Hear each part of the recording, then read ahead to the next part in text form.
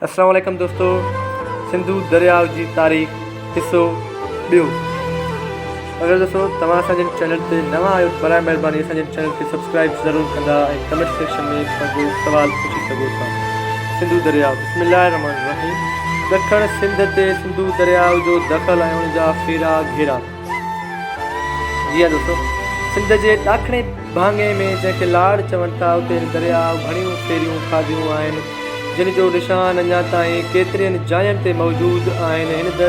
हीउ दरियाव कंहिं ज़मीन खे पाइण ते ईंदो आहे त अधु मील ताईं ॻिजी तरह अहिड़ो घाट हणंदो आहे जो ख़बर तॾहिं पवंदी आहे जॾहिं उहा ज़मीन जायुनि ऐं वणनि वग़ैरह सूधी धुम धुड़ा करे वञी पाणीअ में पवंदी ऐं पोइ फ़क़ति थोरी देरि ताईं वॾनि वणनि जूं के चोटियूं नज़र ईंदियूं त हाओ न त अक्सर कंहिं बि शइ जो पतो पइजी न सघंदो।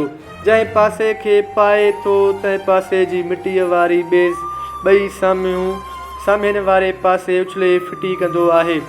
उनजी हीअ हालत एतिरे हद ताईं थिए थी जो किनारे वारनि ज़मीनदारनि जूं ज़मीनूं अॼु हिन पासे ते सुभाणे फिरी हुन पासे थी वञनि थियूं, जंहिं करे वक़्त बे वक़्तु दरियाव जी भर वारनि ज़मीनदारनि में तकरार थींदा था रहनि। वरी अजब त हीअ जो दरियाव जो ही अमल पाइण आबकलानी जे मौसम में न थींदो आहे, बल्कि सियारे जे मौसम में जॾहिं पाणी घटिजी वञे थो।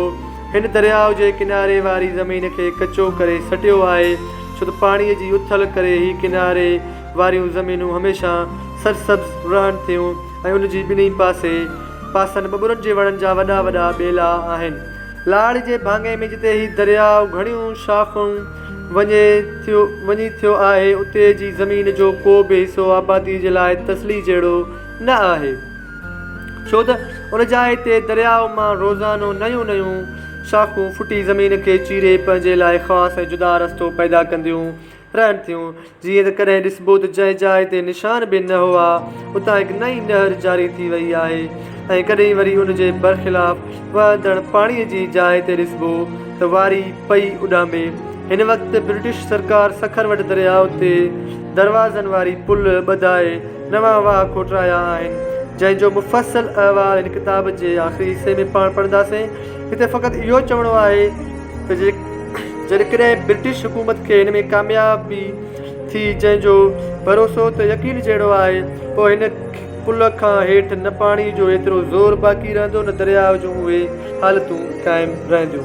महिरबानी दोस्तों, बराए महिरबानी असांजे चैनल खे सब्सक्राइब ज़रूर कंदा ऐं पंहिंजे दोस्तनि सां शेयर कयो। अगरि तव्हांखे कोई सवाल बि आहे कमेंट सेक्शन में तव्हां असां खां पुछी सघे थो। अल्लाह हाफ़िज़। पाण जल्दी मुलाक़ात कंदासीं हिकु नई वीडियो में हिकु नई ॼाण सां गॾु। जेसीं पंहिंजो ख़्यालु रखंदा।